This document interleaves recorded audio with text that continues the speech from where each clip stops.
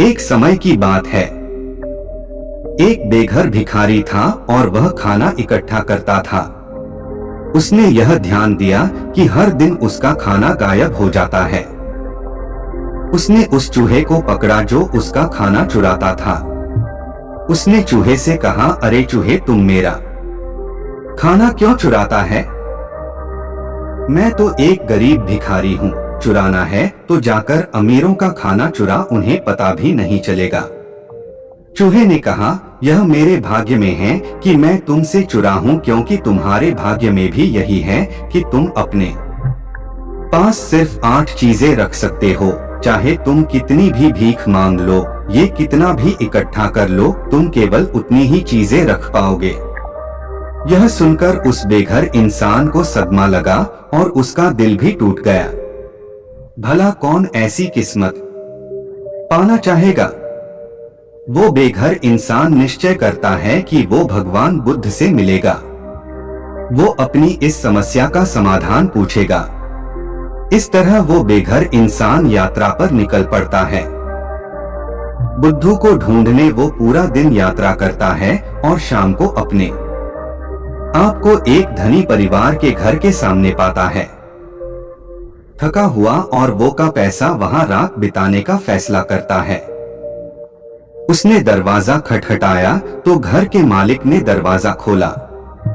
बेघर आदमी ने कहा, मैं एक यात्री हूँ और इस इलाके में नया हूँ। या मुझे यहाँ रात बिताने की जगह मिलेगी? घर का मालिक उसे अंदर ले जाता है।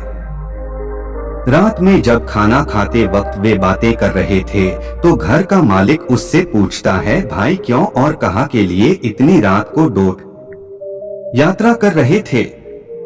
मेरे पास बुद्धा के लिए एक सवाल है और मैं उनसे मिलने जा रहा हूँ। उस गरीब इंसान ने कहा।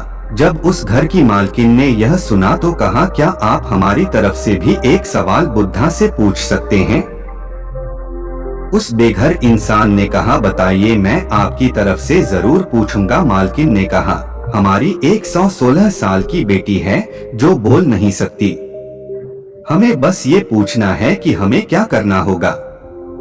जिससे वो बोलना शुरू कर दी तो अगली सुबह ही बेघर इंसान उसे आश्रय देने के लिए उनका धन्यवाद करता है और आश्वासन देता है कि वे उनका सवाल उठा से जरूर पूछेगा। वो अपनी यात्रा दोबारा शुरू करता है, लेकिन कुछ ही दूर चलने के बाद वह पहाड़ों का एक झुंड देखता है जिन्हें उसे पार करना होगा। वो एक पहाड़ पार करता है और उसे एक जादूगर मिलता है। वह जादूगर से पूछता है कि क्या तुम मेरी मदद कर सकते हो? इन पहाड़ों को पार करने में जादूगर उसे अपनी छड़ी में पीछे बैठ आता है और पहाड़ों को पार करा देता है। जादूगर उस बेघर इंसान से पूछता है, तुम कहाँ जा रहे हो और इन पहाड़ों को क्यों पार कर रहे हो? बेघर इंसान ने कहा, मैं जाकर बुद्ध से मिलकर अपने भाग्य के बारे में पूछना चाहता हूँ। जादूगर उस इंसान से आग्रह करता है कि वो उसका भी एक सवाल बुद्ध से पूछने जा रहा हूँ और मैं उनसे एक सवाल पूछूंगा अपने भाग्य के बारे में। बेघर इंसान ने कछुए से कहा। यह सुनकर कछुए ने कहा, क्या तुम मेरे लिए उनसे एक सवाल पूछोगे? मैं पिछले 500 सालों से एक ड्रैगन बनने की कोशिश कर रहा हूँ। मेरी शिक्षा के अनुसार से मुझे अब तक ड्रैगन बन जाना चाहिए था। क्या तुम बुद्ध से पूछ सकते हो मुझे क्या करना होगा ड्रैगन बनने के लिए? वह इंसान नदी पार कराने के लिए कछुए का धन्यवाद करता है और उसे आश्वस्त करता है कि वह उसका सवाल बुद्धि से जरूर पूछेगा। वो बेघर इंसान बुद्धों को ढूंढने की यात्रा जारी रखता है और आखिरकार वो पहुंच जाता है।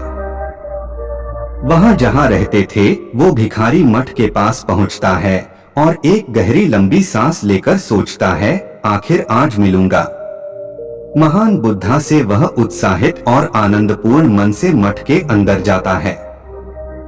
वो बुद्धा को प्रणाम करते हुए कहता है, मैं एक गरीब बेघर इंसान हूँ और दूर देश से आपसे कुछ सवाल पूछने आया हूँ।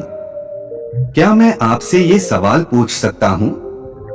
बुद्धा ने कहा, हाँ बिल्कुल पूछ सकते हो, लेकिन मैं सिर्फ 3 सवालों के जवाब दूंगा।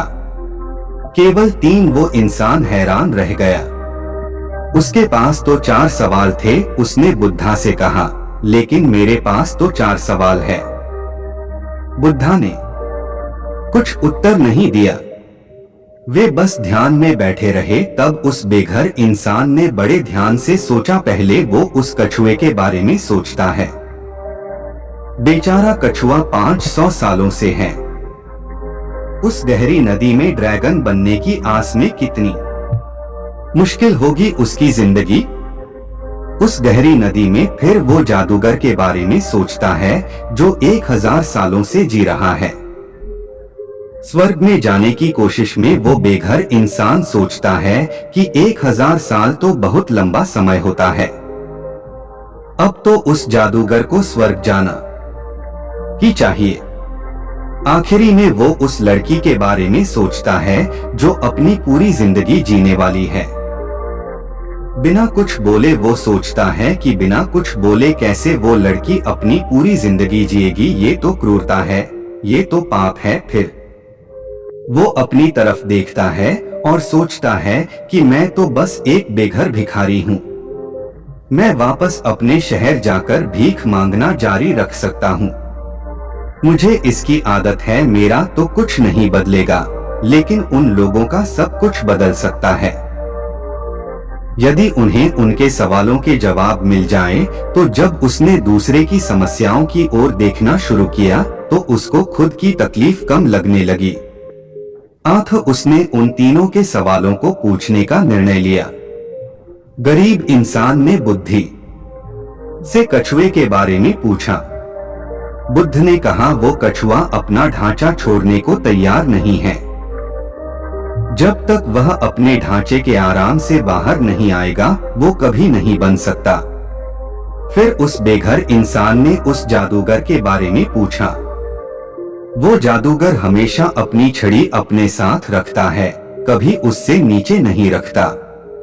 उसकी छड़ी एक की तरह है जो उसे स्वर्ग जाने से रोक रही है। आखिरी में उस इंसान ने उस लड़की के बारे में पूछा।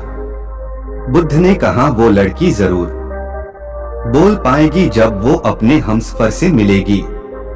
अपने तीनों प्रश्नों के उत्तर पाकर वो बेकार इंसान महान बुद्धा को प्रणाम करता है। वह खुशी खुशी वहां से चल देता है। रास्ते में वो उस कछुए से मिलता है। उसने कछुए से कहा कि तुम्हें बस अपना ढांचा निकालना पड़ेगा और तुम ड्रैगन बन जाओगे। वो कछुआ अपना ढांचा निकालता है और उस ढांचे के अंदर बेशकीमती मोती थे जो गहरे समुद्र में मिलते हैं, और वो उस बेकार इंसान को दे देता है। कछुआ कस्बे हर इंसान का धन्यवाद करता है, पर ड्रैगन बनके वहां से उड़ जाता है। अब वो इंसान उस जादूगर से मिलता है एक बड़ी पहाड़ी में और उससे कहता है, आपको बस अपनी छड़ी जमीन पर रखनी होगी और आप स्वर्ग जा पाओगे।